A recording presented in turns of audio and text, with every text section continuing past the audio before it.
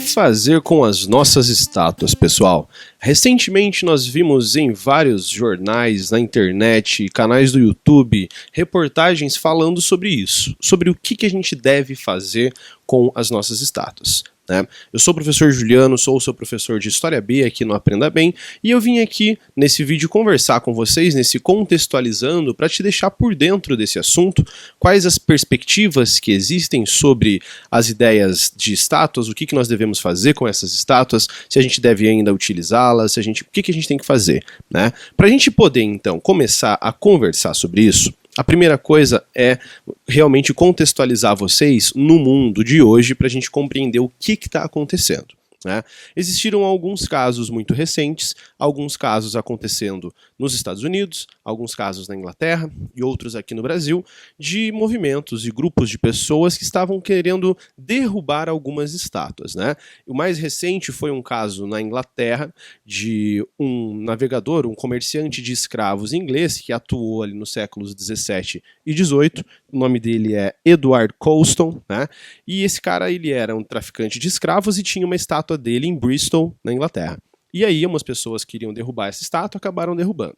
E aí isso foi gerando alguns debates, isso chegou também a questões nos Estados Unidos, Já na verdade no ano de 2017, aquela manifestação que aconteceu em Charlottesville, que depois aconteceram protestos da Ku Klux Klan, inclusive e tudo mais, se iniciaram, devido a esse problema de derrubar a estátua do general Robert Lee, que é considerado pelos Estados do Sul um herói da Guerra da Secessão. E não é apenas nesses momentos que a gente vai ter essas ideias de quebrar estátuas. Nós também tivemos no Brasil um caso relacionado a isso, alguns casos sobre a postura dos bandeirantes. Mas para a gente poder compreender se é certo ou se é errado quebrar essas estátuas, a gente precisa primeiro compreender o seguinte, gente. Primeiro, tem muita gente que fala, essa coisa de quebrar estátua aí é coisa de esquerdista, progressista, esses caras aí que só estão querendo mudar o mundo e não sei o que lá. E será que isso é verdade? Será que isso é algo muito recente? Eu trouxe para vocês aqui um retrospecto para a gente poder compreender também esse assunto, que é a ideia de... Antes de você entender por que as pessoas querem quebrar as estátuas, a gente tem que entender por que essas estátuas foram construídas. Certo? As estátuas elas são construídas e elas têm uma relação direta com a palavra que significa monumento. A palavra monumento, galera, tem um significado que tem um significado bem amplo, que ela pode ser tanto lembrar, quanto alertar, quanto aconselhar. E as estátuas são monumentos, certo? Então, quando essas estátuas elas foram construídas, existia um objetivo por trás da construção dessas estátuas. E, portanto, não é a primeira vez que a gente vai encontrar também na história as estátuas sendo destruídas. Isso não é coisa de esquerdista do mundo aí contemporâneo. Nós temos questões de iconoclastia. O que foi a iconoclastia? Foi um movimento de dentro da Igreja Católica que inclusive influenciou na cisão em 1054 da Igreja Católica Apostólica Romana e da Igreja Bizantina. Só que é uma relação que existia ali, era sobre o que fazer com as imagens, e depois a gente utiliza, na verdade, contemporaneamente, esse termo de uma maneira mais ampla. Sempre que a gente tem assuntos relacionados à quebra de imagens, a iconoclastia, esse termo, iconoclastia, volta à tona. Então, a ideia de destruir monumentos, ela não é algo que surgiu em 2020. Ou em 2018, 2019 ou 2017. Nós temos casos e casos na história de grupos que, quando se apoderam do poder, querem destruir símbolos antigos. Portanto, você já tem que perceber o seguinte, que a ideia de destruir estátuas está relacionada com mudança de valores. Portanto, um grupo que está tentando demonstrar o seu valor quer colocar o valor que veio antes dela, ou um valor oposto, como um valor errado. Um exemplo disso é o próprio valor da estátua que você tem de um escravocrata na Inglaterra. As pessoas não se sentiam mais confortáveis em olhar na sua paisagem e encontrar a estátua de um escravocrata. Por isso elas foram lá e derrubaram essas estátuas no rio.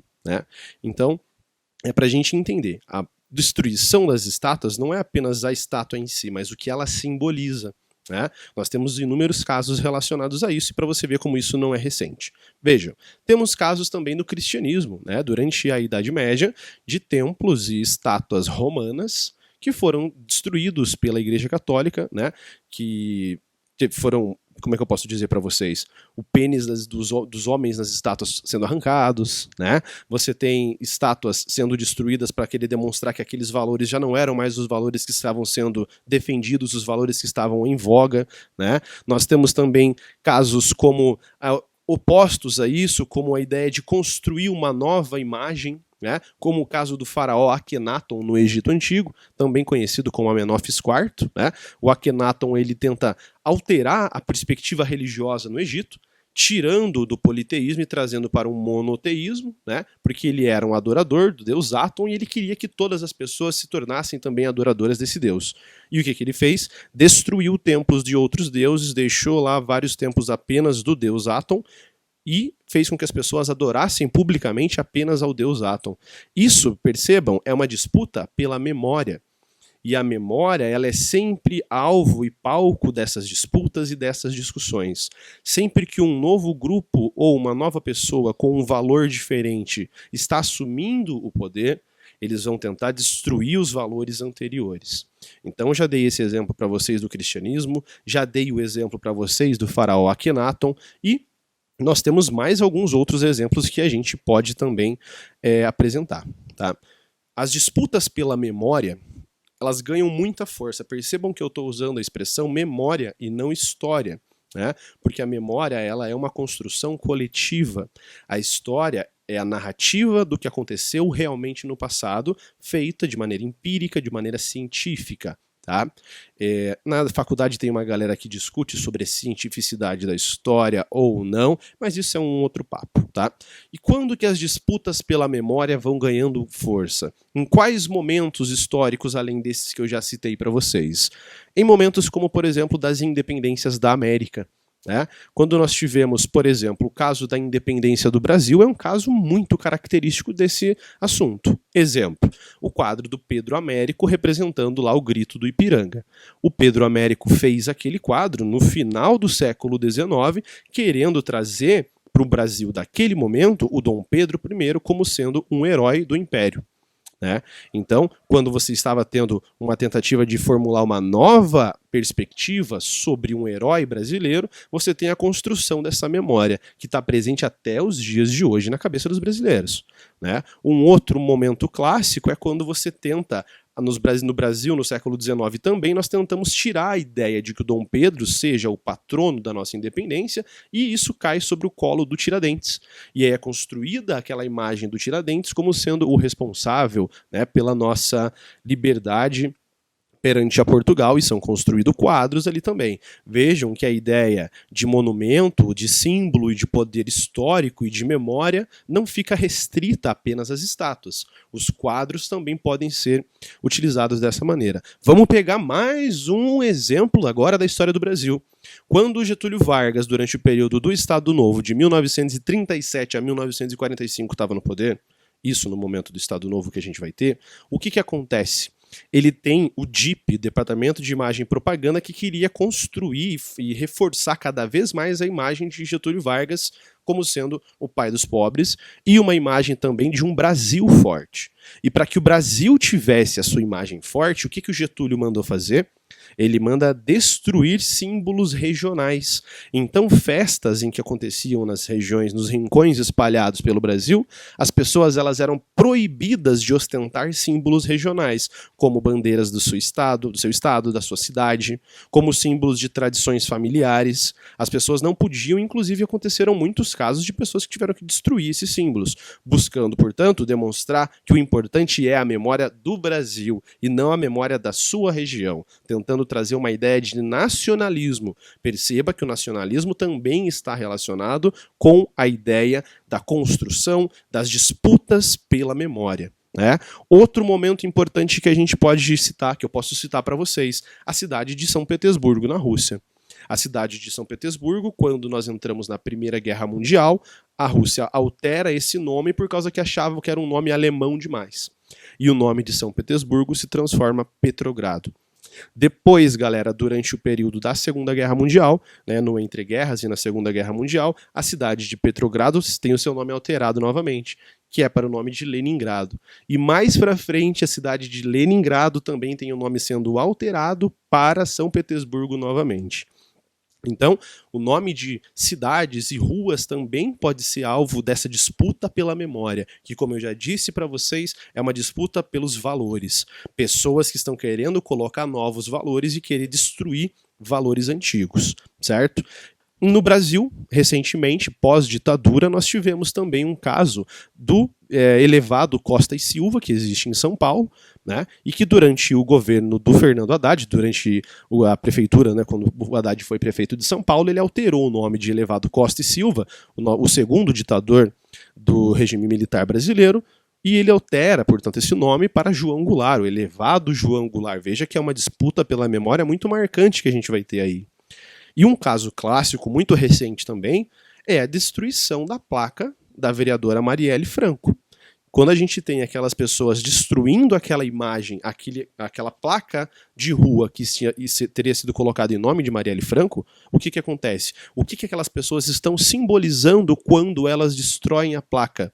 Que os valores que aquela placa, que aquela mulher representada na placa demonstra, não estão de acordo com os valores deles. Por isso eles vão lá e arrancam e destroem a placa, mostrando os nossos valores são completamente opostos aos valores que essa placa representa para nós. Então, veja que a gente tem muitos e muitos casos de disputa pela memória, certo? E nós também podemos trazer um exemplo muito clássico que é da literatura. Né? As disputas pela memória elas ganham força nos livros do George Orwell, por exemplo, nos dois clássicos dele, que são 1984 e A Revolução dos Bichos. Quando nós temos no 1984, isso fica muito, muito claro. Quando você tem o personagem principal trabalhando, né, no departamento de jornalismo, só que a função dele é apagar notícias antigas. Ou seja, apagar um passado, apagar uma memória do povo para que eles achem que o que está acontecendo naquele momento é o correto. Quando você apaga o passado de um povo, esse povo fica facilmente manipulado. Isso também é representado na Revolução dos Bichos, quando os animais não conseguem mais lembrar do seu passado e acham que o que está acontecendo naquele momento é o correto. Não vamos nem entrar no caso da semelhança que existe entre a Revolução dos Bichos e a Revolução Russa de 1917 e as disputas que seguiram durante a Guerra Civil. Né? E, para a gente fechar, a gente tem aqui a ideia. O que a gente deve fazer, então, com essas estátuas? É uma pergunta que ela é muito complexa, que é um debate que está no momento e que a gente não tem uma definição tão simples. Como a gente está falando, é uma ideia de valor. Para uma pessoa, ela vai achar que o que deve ser feito com a estátua é retirar. Por exemplo, no centro de algumas cidades de São Paulo, você tem uma estátua do Borba Gato, que é um bandeirante, que tem a sua imagem relacionada à invasão de tribos indígenas, à destruição de tribos indígenas, porque os bandeirantes, sim, eles adentraram ao nosso território, mas a que custo? Estupro de indígenas também, em casos desse tipo. Né? Portanto, as pessoas que se sentem incomodadas com essa estátua vão querer retirá-la. Só que só a gente retirar essa estátua do meio da rua vai ter... Qual que é o objetivo dela? Qual é o sentido da gente retirar essa estátua? Tem que ser algo a mais. O que a gente faz então com essas estátuas? A gente destrói? A gente estoca essas estátuas? A gente leva essas estátuas para um museu? Ou a gente faz como em algumas cidades da Europa, que elas têm cemitérios de estátuas? Né, que elas levaram estátuas lá para as pessoas conhecerem um pouco do seu passado. Então, entendam que por trás da derrubada dessas estátuas está algo muito maior, que são a disputa pelos valores que estão em voga contra valores antigos, ou valores que talvez não se adequem mais ao presente. Ok, galera? Eu sou o professor Juliano, um forte abraço para vocês e até a próxima, galera. Tchau!